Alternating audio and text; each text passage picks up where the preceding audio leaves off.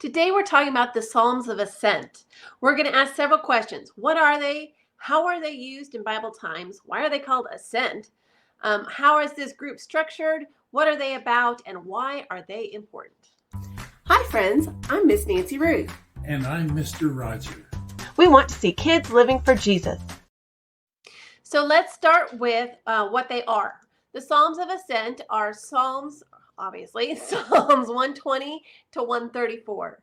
Psalms is in the Old Testament. It's a book of poetry.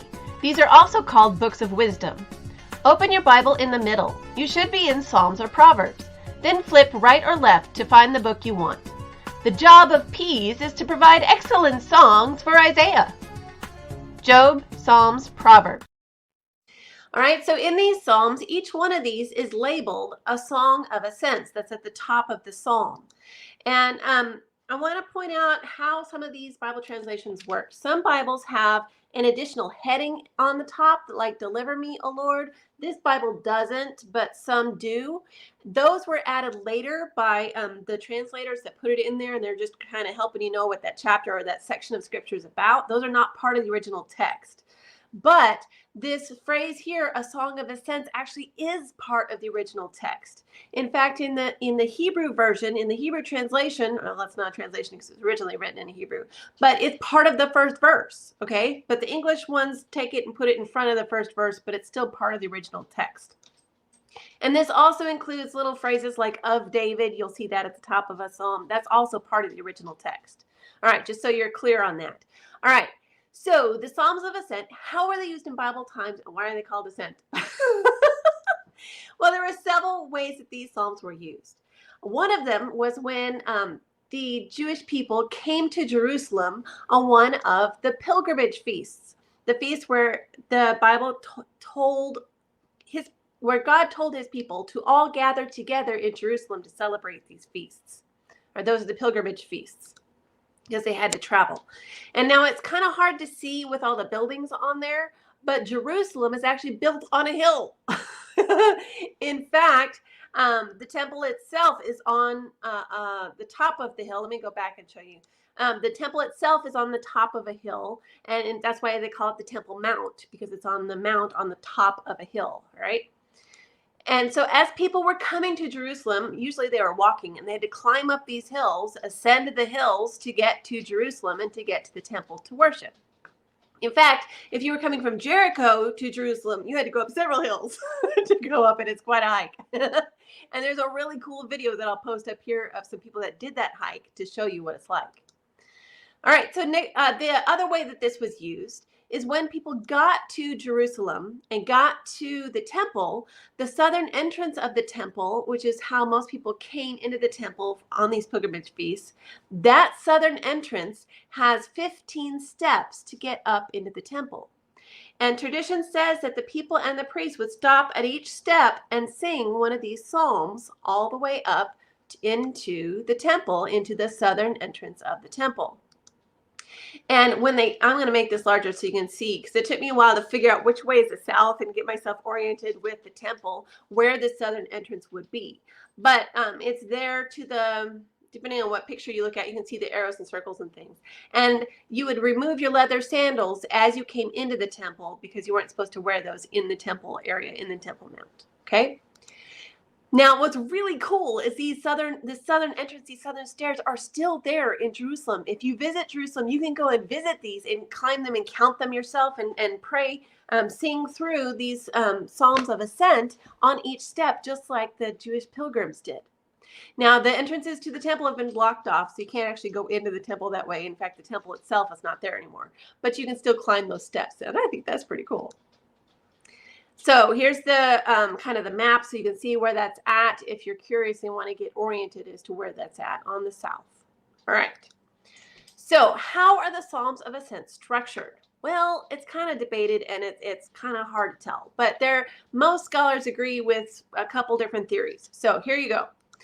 One is that it's a journey from the beginning to the end of this set of Psalms, and it starts with a prayer of distress from one far from home. And then it goes all the way to praise in the sanctuary of Zion, someone who has made it home into the house of the Lord. Okay. In fact, that's why we call the accompanying family Bible study series Worship for Life's Journey. And you can sign up for that with the QR code or in the link in the description. So as we progress through these Psalms, let's look at kind of what the themes are along this journey. So it begins with a couple of Psalms that are the introduction and an overview of the journey to Jerusalem. Then we have Lament, which is deep, deep sorrow. It's a song of deep sorrow, very, very sad and upset, and just, oh my goodness, life is so hard. So Lament and Thanksgiving together, which I think is interesting, talking about how life works outside the place of worship. And isn't that how life works? We have Lament and we have Thanksgiving, and God calls us to praise him no matter what's going on in life. So that's part of what that's about. Then in the middle, it talks about celebrating the prosperity, the good things that come from trusting and fearing God. Then we have more deep lament with words of trust, even in the midst of the sorrow, trusting in the Lord. Then we have the hope of the Messiah to come, which is exciting. And finally, it focuses on Zion and a call to unity and a doxology or a special song of praise to the Lord and of worship. And if you don't know, I'm going to make this bigger too.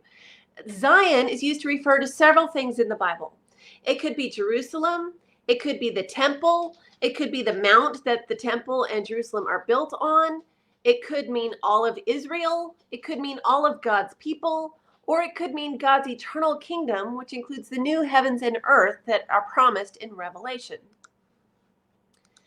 So as we're looking at this journey from this prayer of distress to one far from home, and then on to in the sanctuary, it actually reminds a lot of people of Pilgrim's Progress, which was written by John Bunyan. And I think that's a really cool analogy, and it'd be kind of fun to read the two together and see how that works. Okay, I forgot which, I think I'm on that slide. Okay. So other scholars see something really cool in the structure of it called a chiasm. And I like chiasms. I think they're pretty spiffy.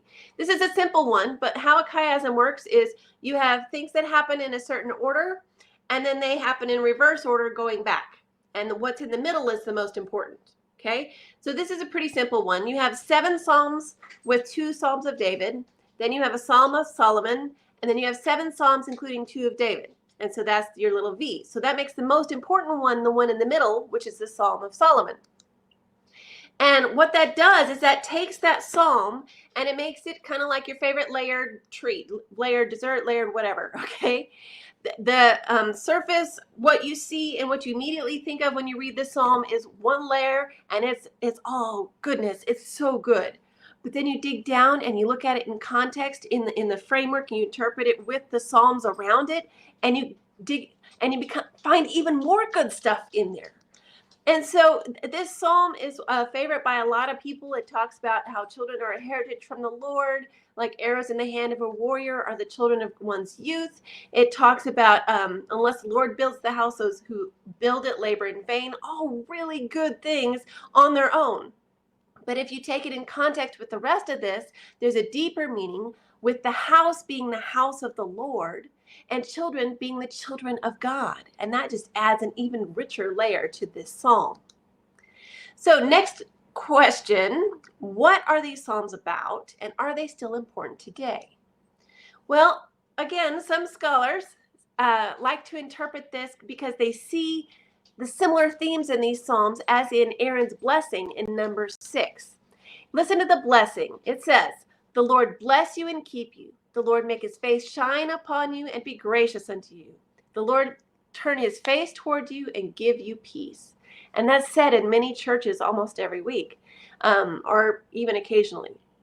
Okay, but these themes of the Lord blessing you, the Lord keeping you, the Lord turning his face toward you and being gracious to you, and that turning his face toward you and shining upon you is another way of saying of God's blessings and God's care for you. That's what that really means. And giving peace. All those themes are found throughout the Psalms of Ascent. And we see that throughout life's journey too, especially as you're walking with Christ. We see those kinds of things in the good times and in the bad times. And we see those themes throughout.